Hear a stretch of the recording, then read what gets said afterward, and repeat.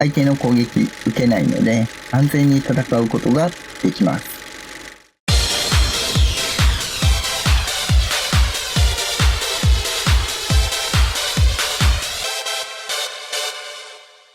はい、どうもシンです。本日もアークサバイバルアセンディットやっていきます。本日はですね、ファンタスティックテイムズドレッドメア簡易トラップのご紹介です。先日、幻想生物が実装されるファンタスティックテイムズ第2弾としてドレッドメアが実装されました。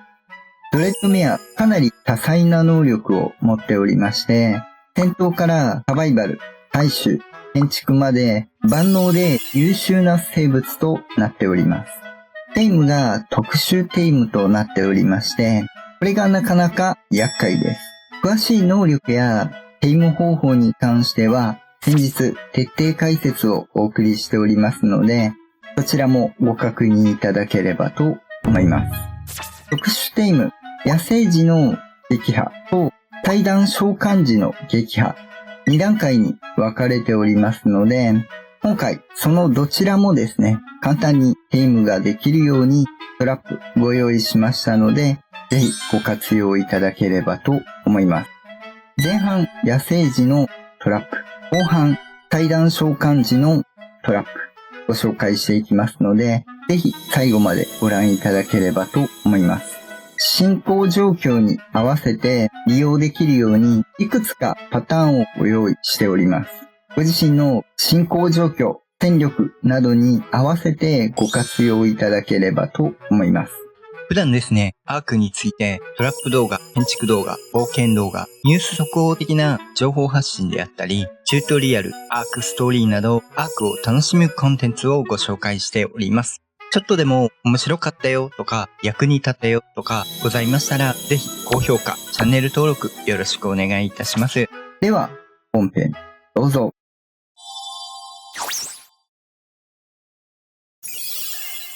ではですね、まず野生時のテイムからご紹介していきます。これは2パターンご用意しておりまして、後半の方が簡単に作れて簡単にテイムしやすいようになっているんですが、少し必要な要素がありますので、まだそこに達していない場合に見つけた場合、比較的簡単にテイムができるようなものをご用意しました。ここはちょっとおまけのような感じなので、一つ発想点としてご確認いただければと思います。必要なものはこちら、石の巨大門と門扉となります。プラス、撃破するためのポンプアクション式ショットガン、もしくは恐竜ということになります。ただ、肉弾戦するのもちょっとしんどいと思うので、基本的には恐竜で撃破していただければと思います。今回はですね、スコーチダースに合わせて探す面も含めて Y バーンで撃破していこうかと思います。一応先日検証の方でこのように捉える方法を考えたんですが、これだとかなり大掛かりになってしまいますので、もっと発想を簡単にしました。通常ですね、徹底解説の方でご紹介している通り、周りを回って遠距離攻撃していきます。そこを足止めするということになるので、まず巨大門を置きます。そして門扉を置きます。以上です。大掛かりな設備だといろんなところに設置するの大変だと思うんですが、ちょっとコスト高いんですが、巨大門だと簡単に設置ができるので楽だと思います。要するにこれで回転を止めるというものになってます。実際やってみますね。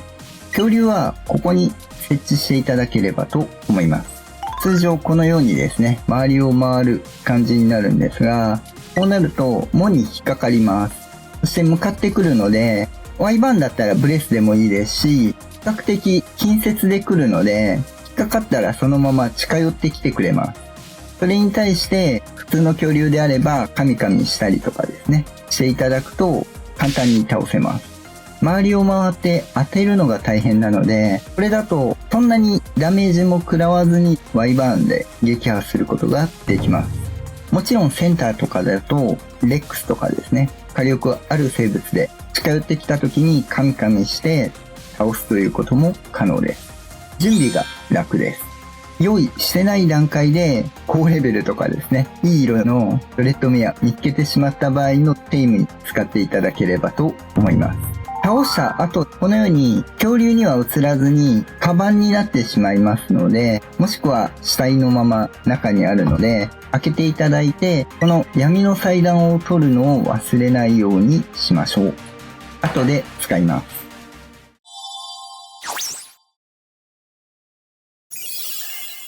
続いて、野生児の簡易トラップのご紹介です。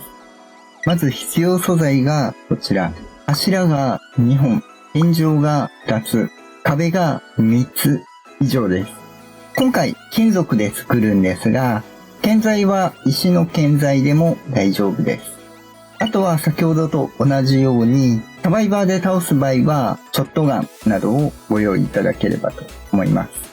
今回はサバイバーでも撃破が可能です。もしくは倒す用の恐竜ということになります。それとは別に今回探す用のアイテムが必要となります。ボブズトールテイルお持ちの方に関してはこちらの遺伝子スキャナー、持っていない場合はこちらのパラサウロロフス君などを筆頭に生物を探せるペットをご用意ください。すでにお気づきの方もいると思うんですが、ドレッドメア、フェニックスと同じで、昼間の間は透明になっていますが、マップ上に存在はしています。見えないだけなので、探索系の能力を持っている生物であったり、アイテムであれば、見つけることが可能です。要するに、フェニックスと同じように、透明になっている間にトラップにはめてしまおうということになります。一番簡単なのは、ボブズトールテイルの遺伝子スキャナーで探す方が簡単です。ただ、ボブズトールテイル有料ダウンロードコンテンツなので、持っていない方もいらっしゃるかと思うので、そういった方に関しては、パラサウロロフス君など、生物検索系の能力を持っている別の手段、ペットの能力で探すということも可能です。ちょっと大変ですけどね。実際やっていきます。まず遺伝子スキャナー構えていただいて R ボタン長押し。こちらで生物一覧の中からですね、ドレッドメアを見つけてセットしていただきます。もうすでにセットしているんですが、この状況で唯一欠点なのが探せる生物が上限があるということになります。レベル105だとレベル131以下の生物でないと探すことができません。ここに関してはですね、少しレベル制限が入ってしまうんですが、探すのは探しやすいと思います。このようにですね、真空管のような部分が矢印になりまして、緑になるとその方向に生物がいるというものになってます。これ今見ていただいた通り、青で進んで急に赤になりましたよね。ということは、ここにいるということになります。同じように、このようにパラサウロロフス君であれば、右クリックで生物、このようにチェック出ます。もちろん他の野生生物にも反応するんですが、透明のところでこの光るっていうのはですね、フェニックスかドレッドメアどちらかということになります。フェニックスの場合はおそらく砂煙が上がっているので、何もこのように起こっていなければドレッドメアということになります。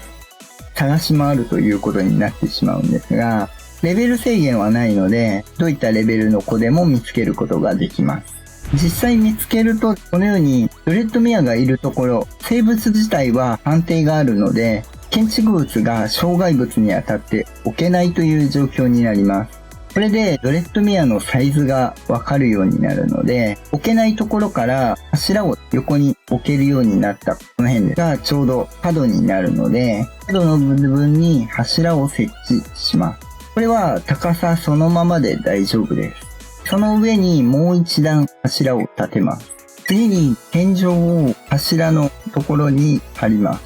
ここにいる状態ですね。もう一枚隣に天井を貼ります。次に壁を柱の1枚のところに貼りまして、反対側のサイドに壁を貼ります。形的にはこういった感じになってます。今、ここにいる状態になってます。柱の置く場所によってうまくこの形が作れない場合があるんですが、その場合は柱の位置を少しずらしていただければ置けるようになるかと思います。もしくは上の天井を別の方向に伸ばしていただく。例えば今これはこれで置けるんですが、こっち側に伸ばしていただくとかですね、していただければ置けます。ドレッドメア 1.5 マスは通れるんですが、1マスは通れないので、これで通れない状況になります。あとはこの状態で夜を待っていただきます。8時半過ぎればですね、このように出てきてくれるので、パラサウロロフス君は危険なので、避けていただいて、あとは攻撃していただくということになりますね。生物でする場合は、空いてるところから狙わないといけないので、このまま近くで攻撃をしていただくということになります。サバイバーでする場合もですね、この壁がダークブレード塞いでくれますので、炎でやられてしまった。壁越しに出ている頭とかを狙えばサバイバーでも倒すことができます。飛行生物で探すと思うんですが、あとパラサウロロフスとかで探す場合ですね、他の戦闘恐竜を持ってこれなかったりするので、そういった場合はサバイバーで戦っても倒せるということになります。あとはインベントリーから階段を抜き出すということになりますね。これで野生児の撃破簡単にできるかと思います。ちなみにですが、柱1本回収するだけで全て回収が可能です。以上です。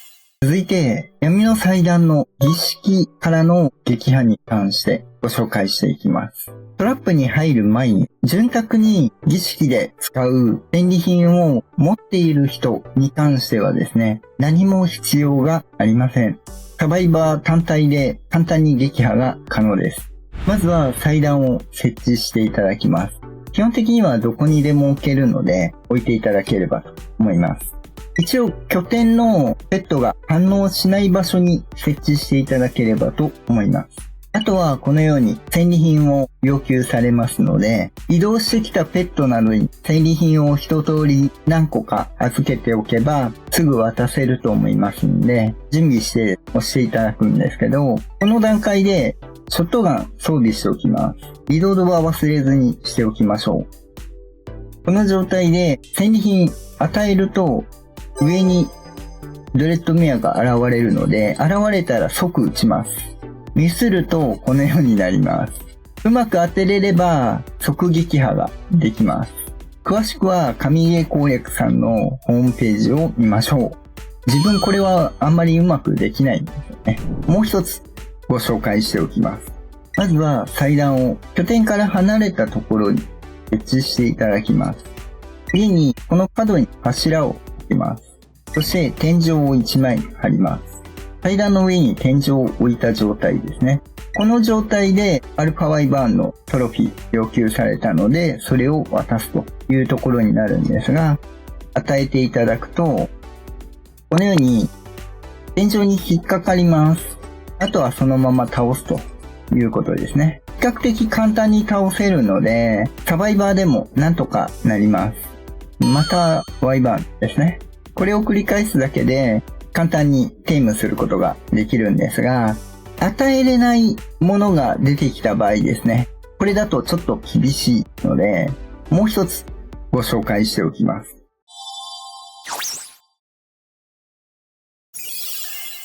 続いて、戦利品に余裕がない方向けのトラップになるんですが、必要素材はこちら。土台が2つ、壁が8個、天井が2枚となります。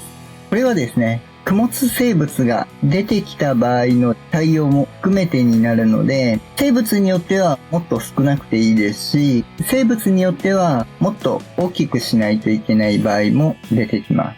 ただ、おおむねこのサイズで大体の生物は捉えれるので、一旦この状態でご紹介していきますね。まず土台を2つ、高さは何でもいいです。ここからまず壁を2段、そして反対側にも壁を2段。こちら側、横はですね、扉枠。両サイド貼ります。この状態で天井、サイドに扉枠置いた方は普通の天井でいいです。横開いている方の天井はセラードアにします。以上です。通常ですね、この状態の場合、上に天井があるので、先に置いたら置けるんですけど、階段は置けません。ただしですね、セラードア開けていれば置くことができます。この状態で設置します。あとはセラードアを閉じます。この状態で供物を与えると、壁側で戦えばですね、このように恐竜でも倒せますし、サバイバーでも戦えるという状態になります。相手の攻撃受けないので、安全に戦うことができます。これであれば、大きい生物ではダメなんですが、このようにアルゲンとかですね、アルファカルノ、アルファラプターなどは捉えることができますので、ゆっくりと倒すことが可能です。アルゲンの戦利品とかはあると思うんですが、主にセンターでゲームするときとかに使えるかと思います。あとは戦利品持ってても、このように一方的にこちらから攻撃することができるトラップになっているので、ぜひご活用いただければと思います。ちょっとですね、スコーチドアースの Y バーンであったり、アルファ Y バーン、アルファデスワームなどに関しては、さすがに大きいので、対応が難しいところにはなるんですけども、あと、ティタノサウルス、アルファレックス。このあたりは少しサイズが大きいので、もっと大きい入る箱を作らないといけないんですが、このサイズで大体の生物は抑えれると思いますんで、ぜひご活用いただければと思います。あとは、大きい生物でですね、供物がないよってなるんであれば、もう少し大きめに作っていただければと思います。ちなみに、このトラップに関してはですね、対アルファ用に金属で作っておいた方がいいかと思います。石だと壊されてしまいますんで。この2マスであればですね、使い回しすることもできるので、ぜひご活用いただければと思います。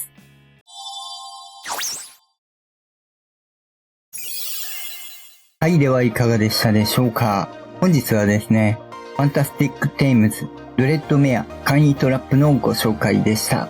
野生児と儀式召喚時の2段階で戦闘があるんですけども、どちらもですね、箱型にすればドレッドメアの攻撃を防ぎつつ簡単に倒すことができますので、ぜひご活用いただければと思います。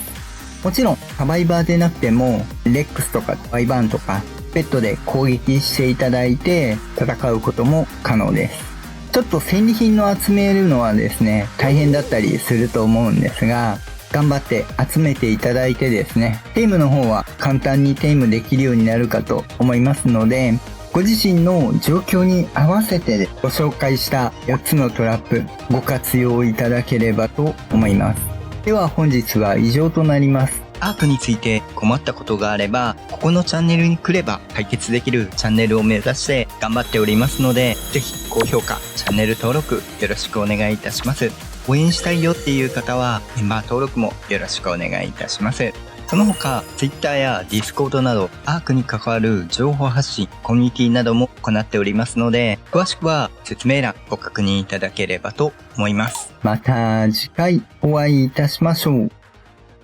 バイバイ。